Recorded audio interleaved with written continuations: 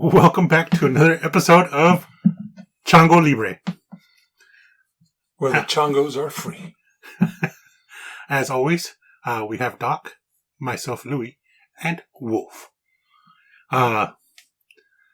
We've, sat here talking about this for a while now without recording, and then we're like, we should probably record something. But what we've been talking about is Games Workshop versus 3D printing. I guess is the best way to put it. Yeah, about so. Yeah. So, if you haven't guessed it, and if you haven't seen our other social media stuff, me and Doc are getting into 3D printing off of MDF printers. I've been into 3D printing with resin printers. Wolf, do you have a 3D printer? I just haven't printed anything yet. Yeah. I was just trying to find the right way to put that. Yes. He has a Virgin 3D printer. Yes. Well, it's been touched. It just hasn't had its... I don't even want to know what you said. Yeah, I don't need to know. I just need to find a spot to put it so it's out of the way. Like the resin's warm. Like apple pie. But we've been sitting here talking about it, and it kind of comes down to, a lot of people are saying that 3D printing is going to be the end of Games Workshop, and, it's going to be, going to take over the market, and, by all means, I could see it. At the same time, I can only see it happening if Games Workshop lets it happen. Because, and this is going to go into a story from Doc, because this was an excellent, pretty much, analog to what's going on right now. So if you want to go ahead and explain what you explained earlier. Okay, so first I will say that you guys are the experts when it comes to Warhammer, GW. Or I can't say I dabble in that world too much. Yeah. In other words, nerds. Well, losers. Different kind of nerds. You know what I'm saying? Yeah.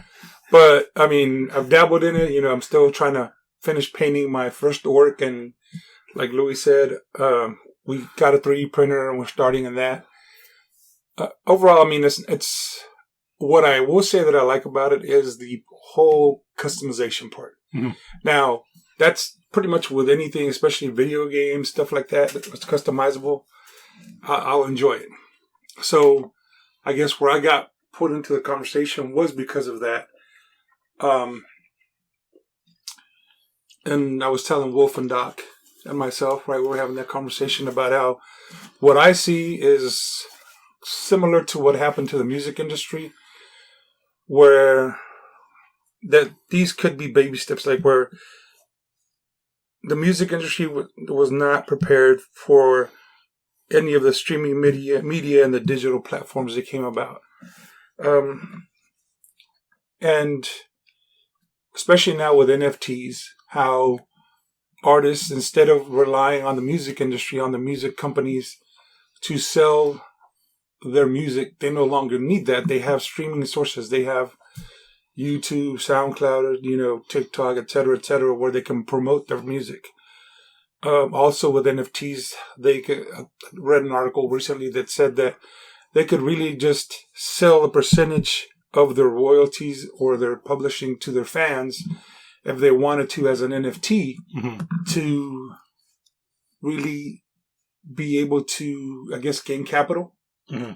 to be able to mass produce their music, to be able to go on tour, etc., whatever they needed it for, right? Mm-hmm. And literally, even if they sold only 20%, the artist would be able to keep 80% and keep going forward. Whereas if you signed a record deal, 9 times out of 10, you're lucky if you get 20% and the company keeps 80. Yeah. Plus your publishing, et cetera, et cetera. And what I see here is kind of similar to that, where if GW is making bad decisions and they're alienating their core group of people, like you said, I don't think that they would be driven out of business by 3D people that do 3D printing. Yeah.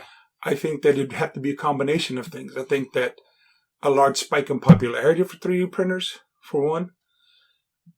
And two, them making really bad decisions. because you guys were talking about how they're going from customizable to monopose. Mm-hmm. And in my I look at it like those little army soldiers. Yeah. To me, I mean, how fun is that?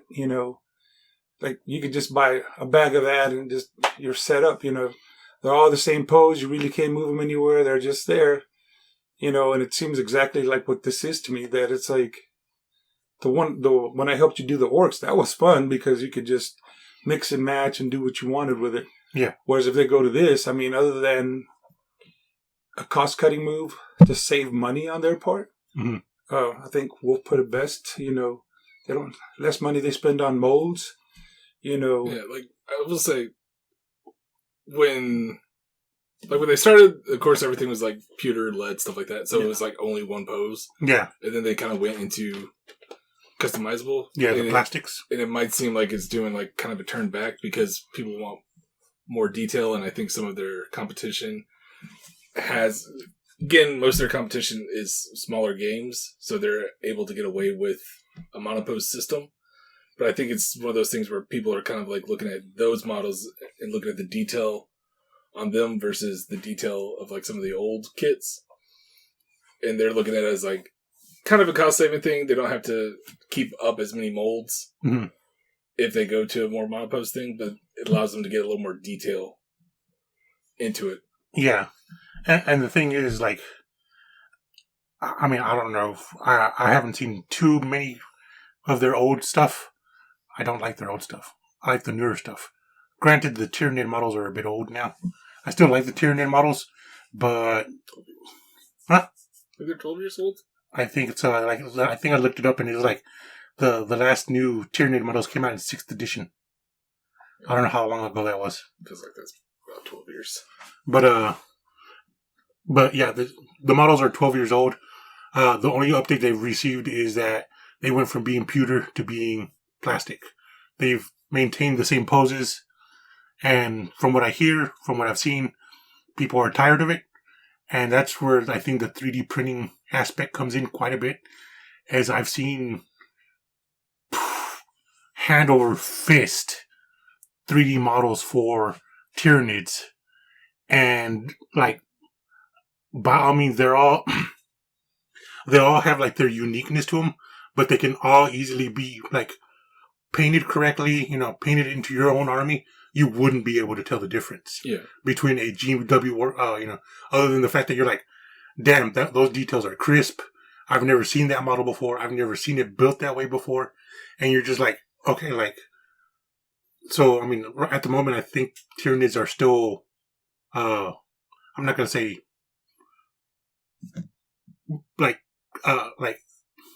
I'm not going to say that they have a creative, posing system for them, because I know they're ball and socket, but you can't exactly, you can maneuver them a little bit. Yeah, I see. The thing is, I think the problem comes with, even with the orcs, at a certain point, unless you get seriously kit bashing, stuff is going to look similar at certain points. Oh, yeah. You do have the customizable ability of, options, weapons and things like that. But at the end of the day, even with the old models, it was literally a torso and legs. And yeah. The legs were very similar, maybe leaning to the left, leaning to the right, one up, one down, stuff like that. So even with that amount of being able to, put different torsos on, stuff like that, you still had stuff that looked the same. Yeah. I will say, it does get to the point where everything is, big chunky pieces. Yeah. That you put together. That is kind of the problem. But talking about orcs, you're talking to the guy that has, over 100 just standard boys. And, I've been creative up until, this last set that I'm currently building. And I'm just I've run out of ideas on how to pose these motherfuckers. Well, and that's the thing. Because, I've seen multiple Space Wolves, not even Space Wolves, but Space Marine armies that, even the old guys, the legs and torsos are relatively close in similarity. Mm-hmm. Even with everything else. But, the options that you can do with the arms, heads, and things like that is what really makes them stand out. Yeah. But then, of course, you see the people that, completely kit bash their entire army, and they make things look amazing. Yeah, it's like, there's no way I could do that, but like, and that's the thing. Is like, I think when they move more to where it's like, okay, we sell this box, it goes together this one way. Characters, I'm kind of fine with. Yes, because like characters, especially named characters, you're only going to have one of them in your army to begin with. You might get another one for like a display piece or something like that. Yeah, but like in your army, you're only going to have one. Yeah, like characters, I'm okay with, but it's like the rank and file where it's like, okay, put slot A into slot B. There you go. Like that's kind of where. Yeah, that's where it gets boring. Like where you're usually like, okay, well, like and this is something that I was telling Wolf is like, by all means, I have a subscription to a Patreon called Gear Guts Mech Shop, that does nothing but orc based like 3D printables, and all of his or her stuff. I don't know if he's a male or female. Doesn't matter, but all of Gear Guts' stuff is basically comes in monopose, and every month he releases like a crazy amount of detail or a crazy amount of models. And then the next month is like the reason he's able to do it, I think, is because he rehashes a lot of the same models over and over, slightly altering them so that they have a different pose or different equipment, or just sometimes there's times where he just completely chops off their arms and is like, here's this guy, you can give him whatever weapons you want. And like it's one of the very few orc themed 3D printables that I've seen that like gives you lots of choices. A lot of them that I've seen are just, they're exactly that, they're monopose, or they could be cool to get once, but past that one time, This is the thing, is like, for me, like, for the most part, most of my armies are kind of built. Mm-hmm. I may have, like, a few swaps here and there, but for the most part, my armies are kind of set in their way. So, like, I'm not necessarily going to be buying a lot more, like, rank and file or things like that. Yeah, but at the same time, I think you play, like, a lot of Space Marine stuff, right? Like, Space Marine Sisters of Battle. I have Space Wolves, I have Chaos Space Marines, including Death Guard and Thousand Suns, and then I have Sisters of Battle. Sisters feel uniquely different enough. Yeah. Because they, like, if I played Dark Angels, I would probably not want to play my Sisters, because they have, like, the same type of thing with a lot of cloaks and things. Yeah.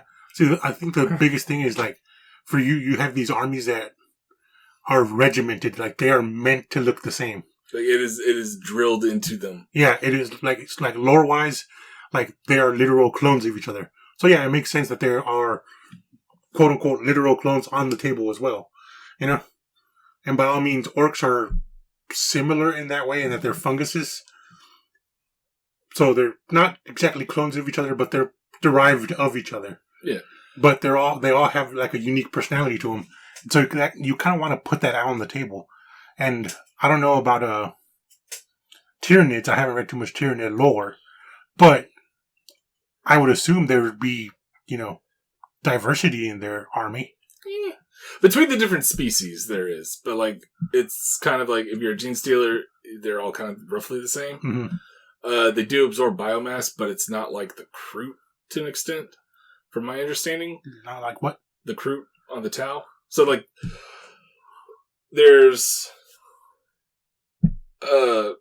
they've wanted them to have their own sub-faction, but there's, like, essentially alien mercenaries in the Tau, where they're the species called Kroot, and if they eat, like, an enemy or something like that, they gain kind of part of its power, for lack of a better word. Oh.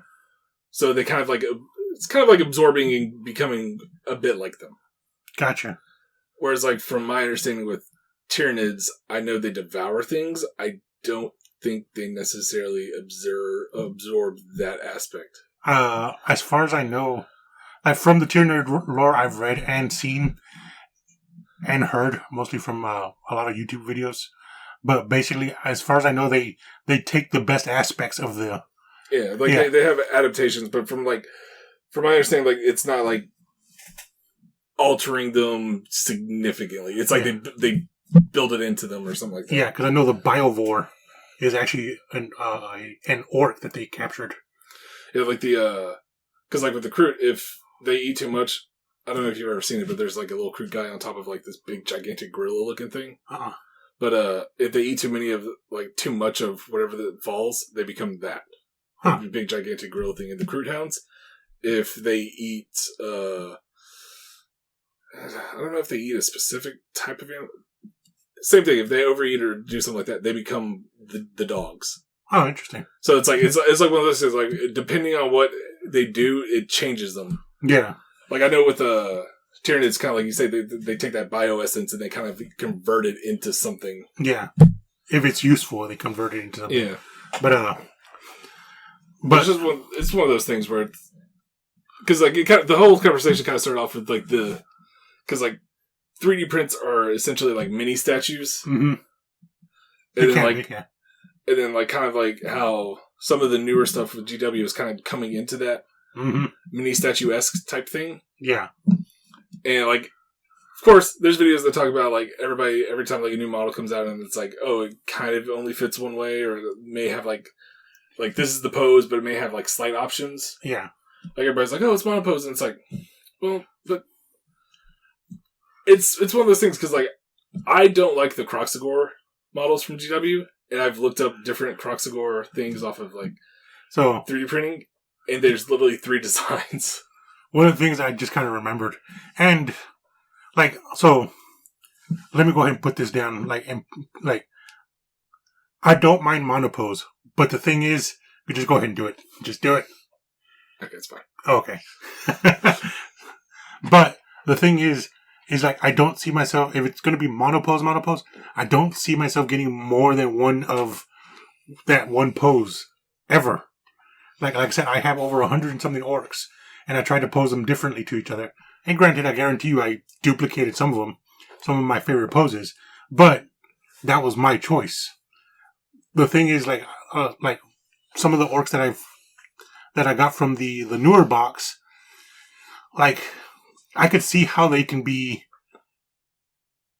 cut up and posed differently, but there's times where I'm like, okay, it seems like they purposely made these lines in places where they don't want you to change up their pose.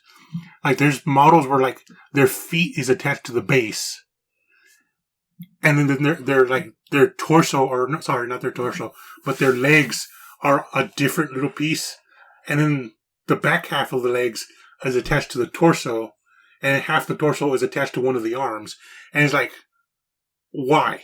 Other than to complicate the process of, like, you know what I mean? Like, yeah. Like it's cut like diagonally this way, so this arm is attached to here. Yeah, like I haven't run anything like with the Sisters kit, but the Sisters kit is in that new kind of cut fashion. Mm-hmm.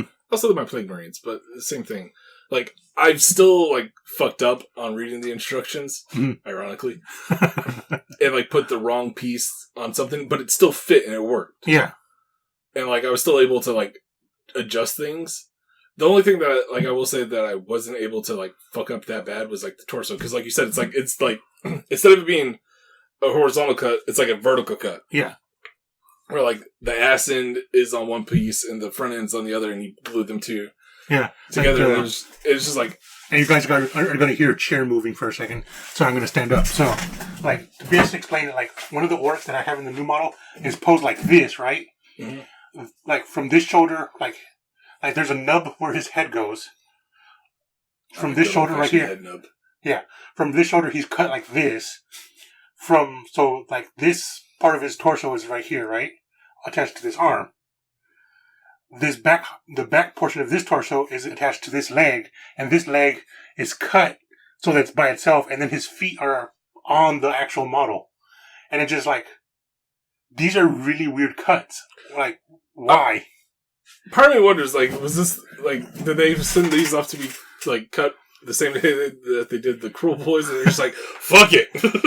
Yeah. It was like, oh wait, those weren't supposed to be part of that? Oh, sorry. Like, they're just...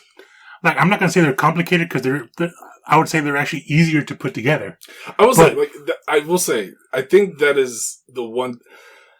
I have found I've slightly enjoyed, like, putting my Sisters together and my Plague Marines. I bet you have. Yeah. But, touching all them boobies. But, like, putting them together as opposed to, like, my 1,000 Suns, even though the newest Rubric Marines are kind of like a relatively new kit, they're still in that legs, torso type design. Mm-hmm. Even with my Terminators, I still like putting the new ones together just because it's like, okay, boom, boom, done. Yeah. Whereas, like, before I'm like, all right, this cut is, all right, fuck. Like, you're finagling with it. Like, I get it. Like, it is easier to put together. I will give them that. I just don't like the fact that it's cut up into so many pieces that... like, the amount of pieces, like, especially, like, looking at, like, the Sisters on Plague, I'm like, why did this one piece that is going to be glued to his ass have to be cut off? Yeah. When I was putting together my Plague Marines, which is an army I think is never going to get built in mine. But when I was putting together my Plague Marines, I think I wound up, like, the unit leader is supposed to have, like, a weird cape thingy. And fuck that cape. Yeah, fuck that cape. And it's supposed to be glued on there, and I just couldn't get it glued on there. So I was like, fuck it, snap. I'm like, oh, it's broken. Throw it away. Like, I literally just broke it because I was frustrated. Because, like, that one, the prime example of, like, with these cuts being stupid. So that and Magnus. So... Nipple Man. That cape sucks. Which also sucks, probably a little more, is Magnus's head. Because it's in one of those fucked up cuts. Yeah. And, like, it's not even, like, a proper head thing. Like, you're putting on part of his head to then put on his head. Or, like, part of his neck to put on his head. Gotcha. And, like, I'm looking at the directions, I'm like, okay. I'm trying to fit it, and because there's no curve, or there's no, like, proper, like, okay, this goes here. Yeah. That's how it dry fits, and you could do that, and because there's no way of knowing that, I'm sitting there struggling. Yeah. And just so everybody knows, I think everybody here has ginormous hands that makes it kind of difficult to hold on to teeny tiny pieces. And other than, Magnus's nipples, that's the only thing that's large on him. Yeah. But, well, his hair. His hair is gigantic. Okay. Which is quite funny, because when you glue on the head with the hair, it is fucking hilarious. So his hair and nipples are big. Gotcha. Yeah. I guess his wings. Big hairy nipples. So, this actually we'll go into the second thing that we were arguing about at Games Workshop. The balance changes that happened recently. And... Oh. I was like... I had to think for a second. I was like, wait, what? I know this is going... And we're going to jump back and forth. We always do. But the balance changes that happened recently. So, just so everybody knows, like, best way to put it is it cuts down the overpowered or supposedly overpowered units from the Orcs army. Oh, it completely hits Drukhari and Adeptus Mechanicus, which needed it. Yeah. But it also addresses an issue, in, like, the article that came out with it, they actually address two of the issues of why they made changes. So, like, you can, at max, in match play games, and this only affects competitive. Yeah. So, at max, you can have 0 to 2 flyers per army. Every single army can only have 0 to 2. Yeah. Their reasoning behind that is because not every army can field flyers, and it's kind of an unfair advantage for armies that can, when it just becomes a game of, okay, I'm just going to run over and bomb you. Yeah. I get that. And they also addressed the thing with the Orcs of preventing spamming of the buggies. Yeah. Before it got out of hand. Yeah. And which is like, you can still take one unit of each of the buggies, which still gives you 3. Yeah. And the thing is, like, at first I didn't really see it. I was like, I don't know, like, who cares? Like one unit is enough, But then somebody on one of the Orc groups that I'm in, like, pointed out, is like they pointed out more the fact that, like, the change seems more targeted than anything else. Because, like, so, AdMac and Drukhari, they did points changes and whatnot. Yeah. They didn't limit the number of units they could take. Well, I think the problem is that with the AdMac and Drukhari, they increased the points, which Drukhari should have had their points increased long ago. Mm-hmm. But like they finally addressed the issue because those have been running away with tournaments. Yeah. But I think the problem with the buggies is that you can have a max unit of 3, and they move between 10 to 14 inches. Yeah. And they could still advance and shoot.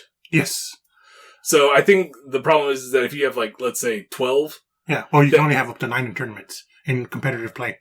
Because you can only have max units. You can only have 3 of any one unit. But, like, if you have 4 units of buggies, different buggies. There's no different, like, there's different vehicles. But there you can't have more than... There are the...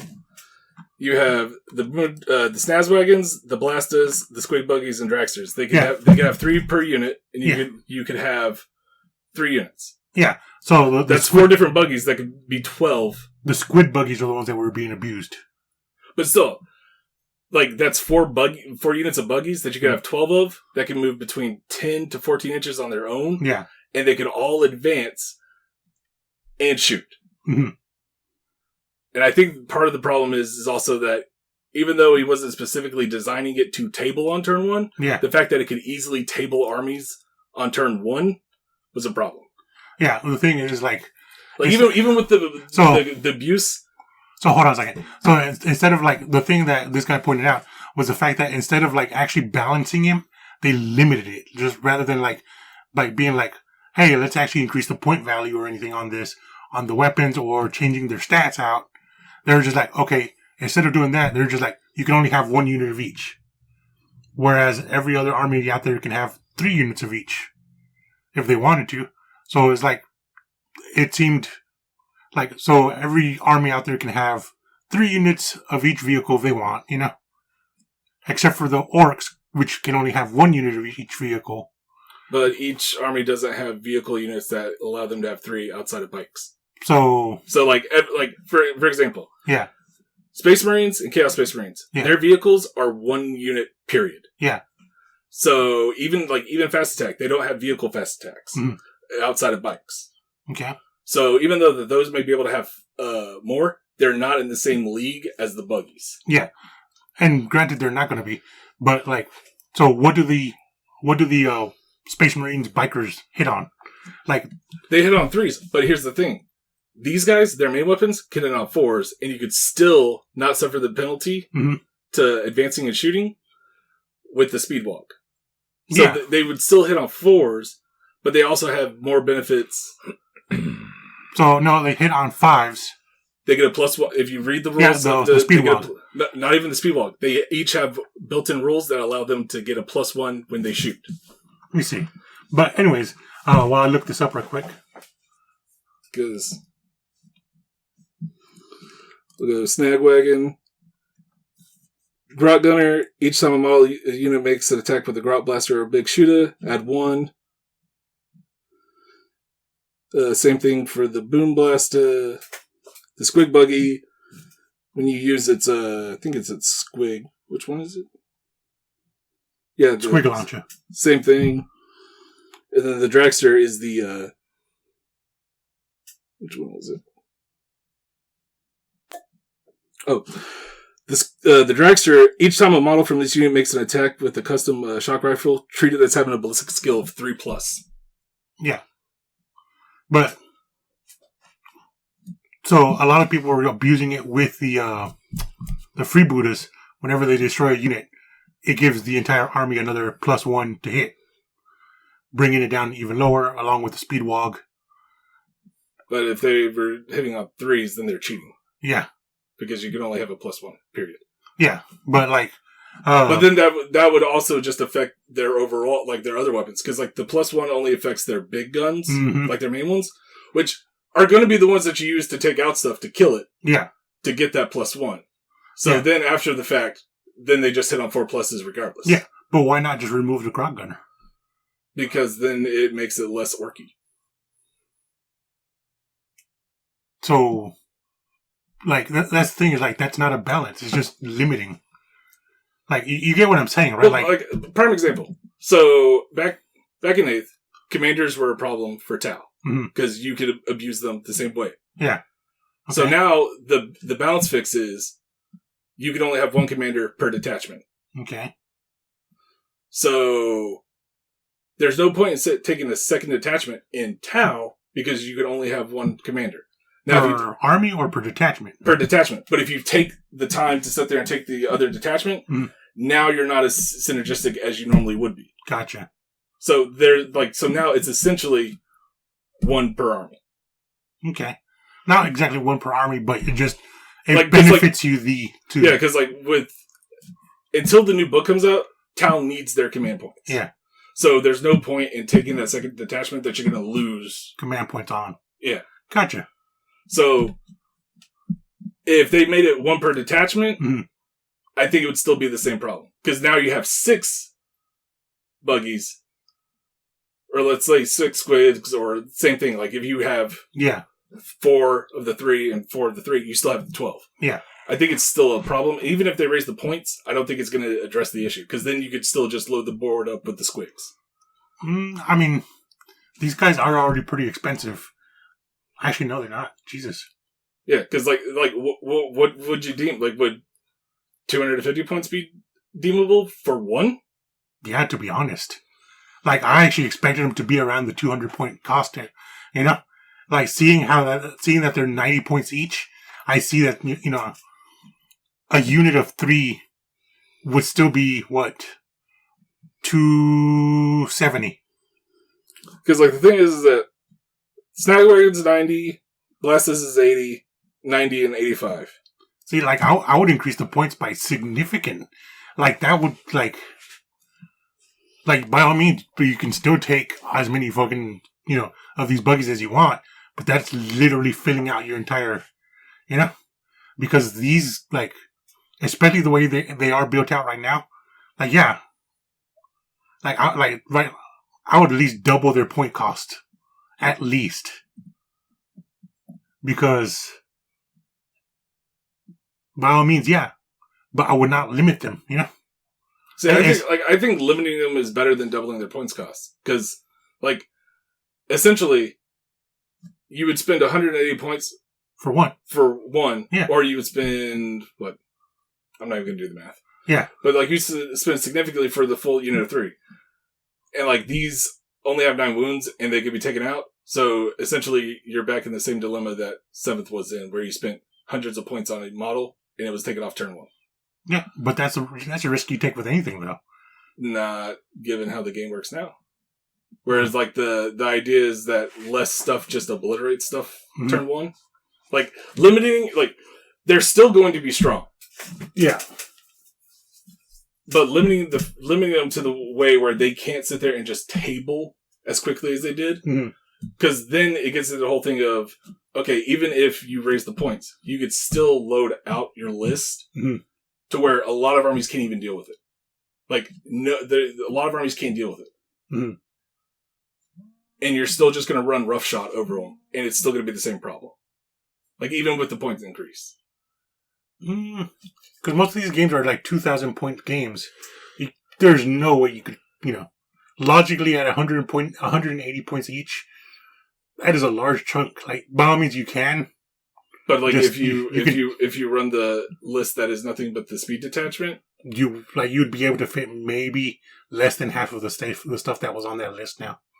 If you increase it. But still, half of that is still half of that at the roughly same amount. Let's say, okay, we split it directly in half. You can only have half of it. You're still getting multiple units of this.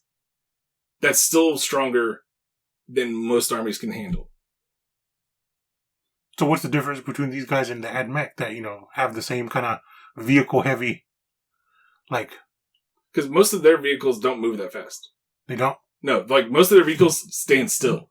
And if they move, they have disadvantages.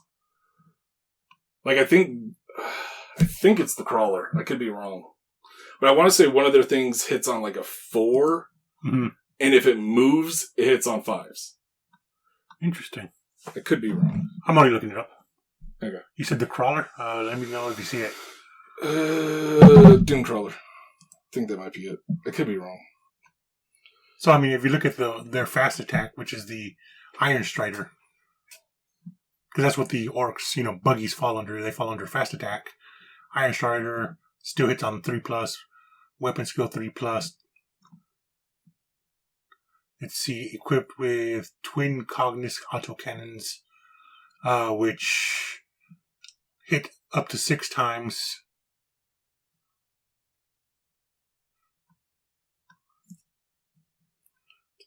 Have movement 10, 6 wounds. Sky Stalkers, which I believe are flyers for this army. Yep, they have the fly keyword at least. Move 12 inches, ballistic weapon skill 3+. Let's see. 12 inches, 3/3 for weapon and skill ballistic. Thermal riders, you can set this up, units, blah, blah, blah. You can even add 1 attack. 12, 4, and 3 on this one.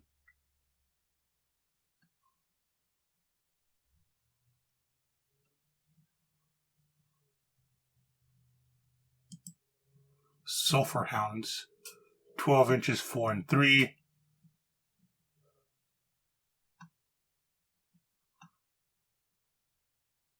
But yeah, I mean, each time these unit advances to the end of the turn, type characteristic pistol weapons are equipped with is changed to assault models, and this unit are eligible to shoot with any assault weapons. Okay.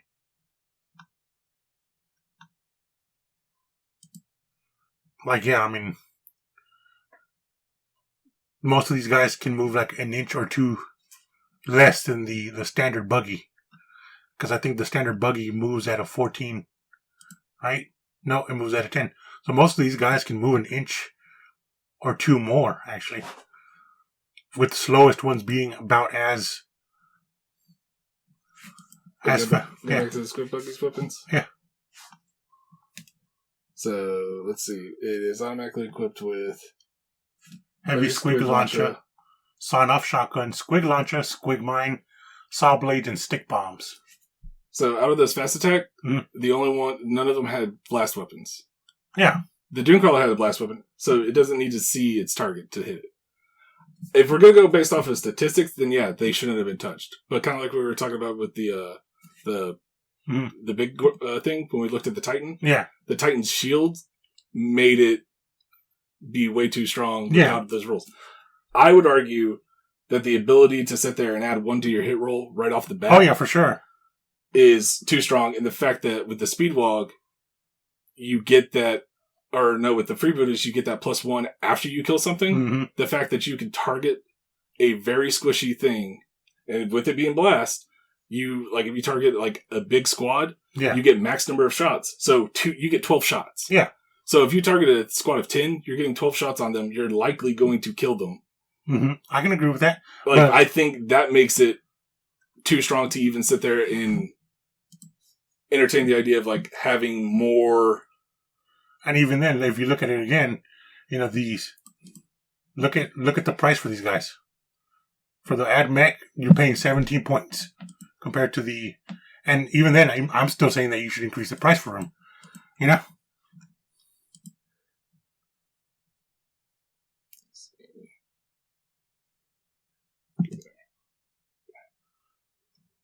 But I mean, and you're right that this Grot Gunner ability is very powerful. You know? But I'm saying they should have balanced them instead of because I mean, like you said, if you look at the stats alone, like the AdMech stuff is still better in movement, in weapon skill, in ballistic skill. Let's see, wounds. Orcs have the advantage on wounds, I think. Let's see. Yeah, I think in general, let's see, that's 2. Like I think their vehicle type stuff has bigger wounds, but it's like 6. Yeah. That has 6. Yeah, compared to the Squid Buggy's 9. And like the other buggies have like, I think 8, 9, maybe 10. Yeah. But again, it's not like, let's be honest, the orcs aren't going to hit anything.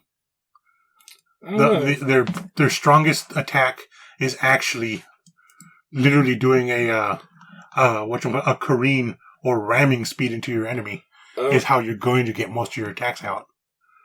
I mean, like we're going based off of like looking at it, but judging by the fact that in tournament styles people cheese things. And there's ways to make orcs shoot better. It wouldn't surprise me if there were stratagems in the list, like general stratagems, that benefit shooting.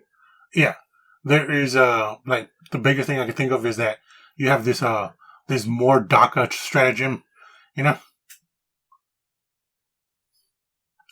which means all DACA weapons are considered to be in half range.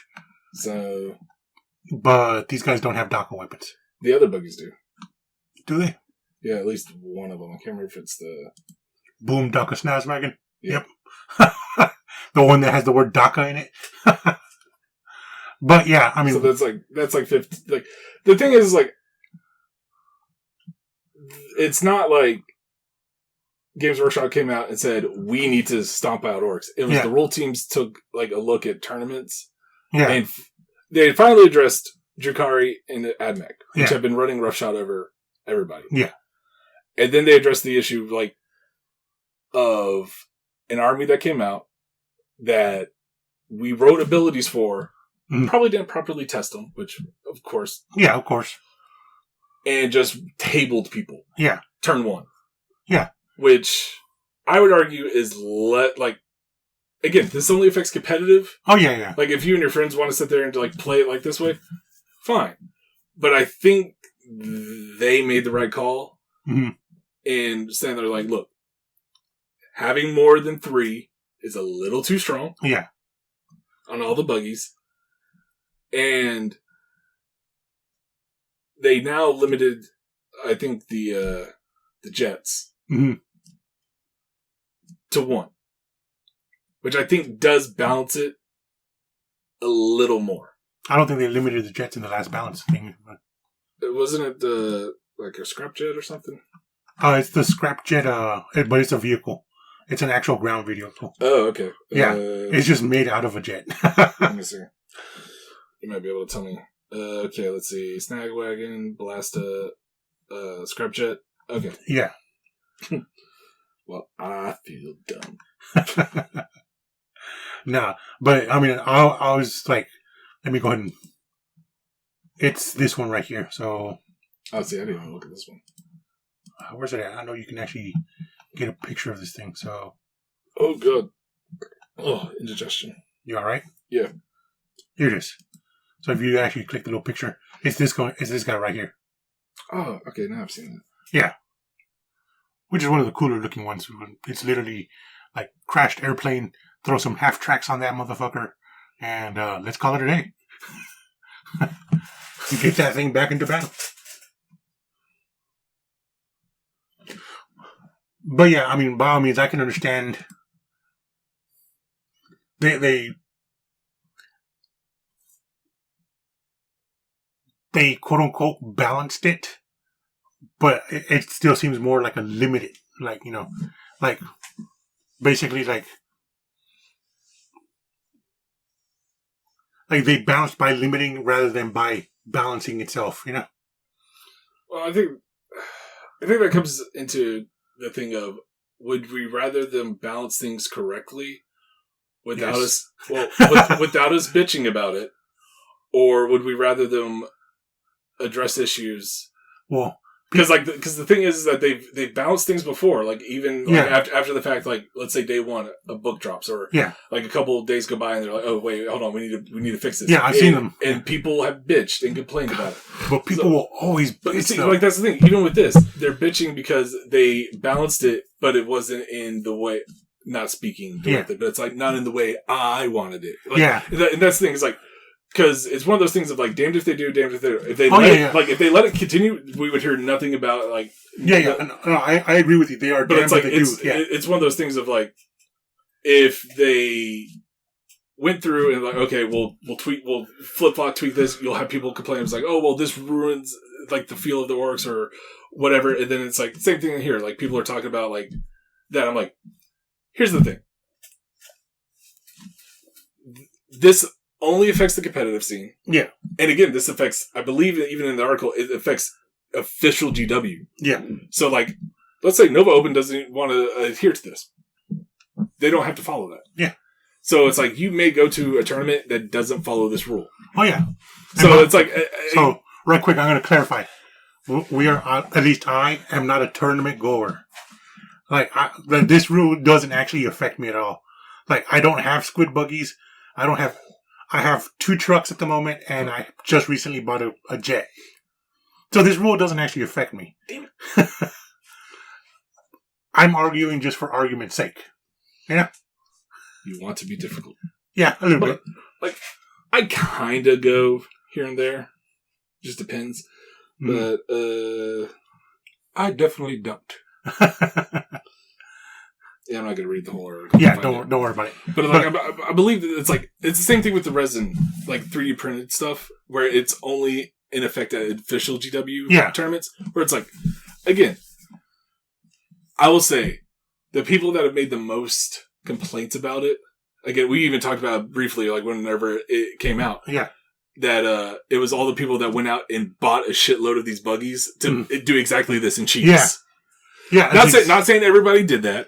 Most people do it. But it's like everybody saw that you could table your opponent turn 1 and went out to go buy it. Yeah. But it's like, it's one of those things where it's like, it's those people that are making the loudest noise. Same thing with like the resin thing is like, but if you read it, it literally states GW tournaments or GW events only.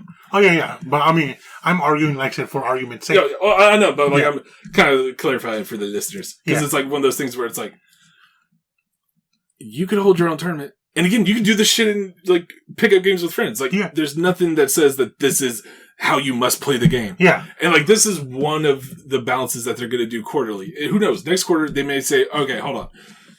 We might want to bring back where you can have 2 units per army. Yeah. Like 2 of those units per army.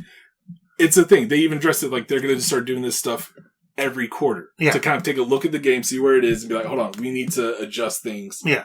Like I said, I didn't even care about this change until somebody pointed out. I was like the fact that they're limiting just to the orcs thing. You know, like they have the standard rule of 3, and that you can carry any 3 of any one unit. Well, I mean, but specifically for the orcs, like I said, it's something that got brought to my attention. And I was just like, that's interesting that they're doing it specifically for one faction.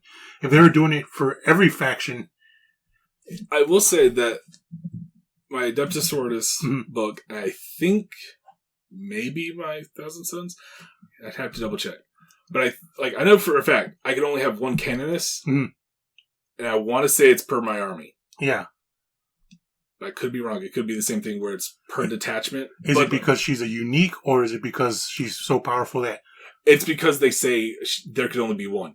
Like, Canonesses are not necessarily that powerful. Celestine is more powerful than a Canoness. And again, I could only have one of her because she's a named character. Yeah. But a Canoness is the same thing as like a war boss to you. Okay. It is like a generic leader. That's weird to me. Like, it doesn't seem... But I don't know if it's per detachment or if it's period. But then again, you normally have like another couple characters in a sister's army. Yeah. And I haven't played with them that much, so I don't know exactly how this will work out. No, I get you. But, it comes down to... It's one of those things. Like, I think I could only have one of the new guys for the Thousand Sons. But also, now I kind of realize it, you're also saying 1 per detachment. This rule is 1 per army. Well, on the Canoness, I don't know if it's 1 per detachment or if it's 1 period. Yeah, I can look it up real quick. But, it's one of those things is like, I know for a fact that the orc say is 1 per army, which is, But then I think it's the Infernal, not the Infernal Master, that's the other guy. Whatever the fuck his name is, the new guy. Yeah, I don't even know who you're talking about. But, Canoness, here she is. It's not going to be on her data sleep.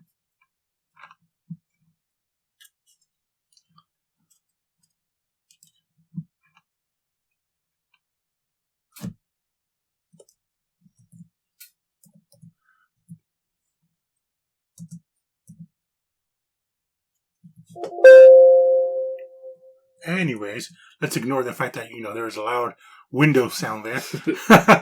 But I can find it later. Yeah. It's I know exactly where it is. I just can't remember which spot it is.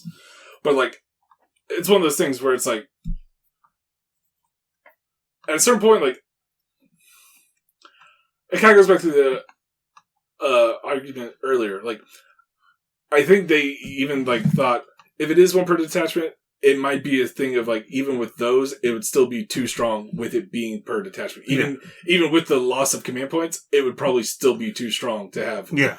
Like, it's like you could only have one of these per detachment. So, again, we're not on the rules team. Yeah. And, like, that's what the thing is. Like, the rules team apparently took a look at this. Like, this wasn't GW saying, hey, fix this. It was the rules team saying, hold on. Yeah. By all means, I'm no one in position of power to be able to say anything. And, I'm not a tournament goer, so this rule doesn't apply to me. Well, I think we talked about, like, I think was it the day of or the day after that we had that one game? Mm-hmm. When my Thousand Sons got their new book and you were still playing with the old Orc Codex. Yeah. Like, we were talking about it that, like, apparently Thousand Sons, before the book dropped, won a tournament. Yeah. And, like, I think it's one of those things of, like, every army can win, but I don't think every army could have won in the state that, like, Drukhari and Admech were. Yeah. It may be a thing of the limiting one per army. Yeah. May have been kind of a drive to, like, hey, we want you to try some of these other factors. Like, instead of it being, we briefly talked about it, like the, go-to build. Yeah. The other partial thing that I think they're, like, it's weird because, like, the way, if you look at it, if you look at the rule, like, they are limiting the vehicles, right? But if you also look at the new guys, the knobs on Smash-A-Squig, which basically are just another vehicle for the orcs,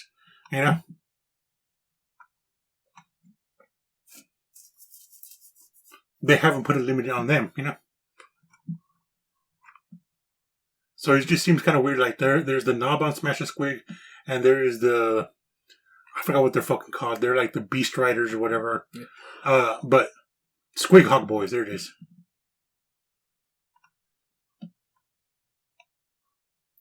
Like, it might be a thing of that these didn't play that much of a prominent role in that one list. But the thing is, or like they didn't, because the only thing I could go off of, and I think we could say of, is due to that tournament and the fact that he was tabling opponents so quickly, is probably, again, Admech and Drukhari, people have been bitching about them for months. Yeah. So I think that happening was kind of a thing of like, oh shit, we have an issue. Yeah, for sure. Because I think had the orc thing not happened, this thing would not have been addressed. Like, not even like if like they tabled or won, but I think even if they like beat and like won the tournament, but it wasn't like as quickly as they did, I think like Admech and Drukhari would still be at the spot they are. No, I can agree. It's like I said, I wish they would have gone about it somewhere different. And, it doesn't, like, if that's true for your canonicist and whatnot, like, the thing is like, limiting is not balancing. It's just limiting, Like, that's my point, is like, they didn't balance it. They just, like, because it's still a powerful unit, you just limited the number of unit of that one unit that you can take. And, like... And who knows, I think, like you FAQ said, is coming up at the beginning of the year. Who knows, they might FAQ it. Yeah, they very much can. And I was purposely taking the opposite side of you to stir the pot here. But, I think at this point we have gone over, and I think Doc is a bit bored.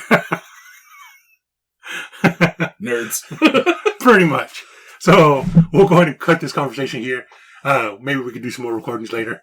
But, as always, don't forget to like, comment, subscribe. And hit that notification bell. Blow shit up.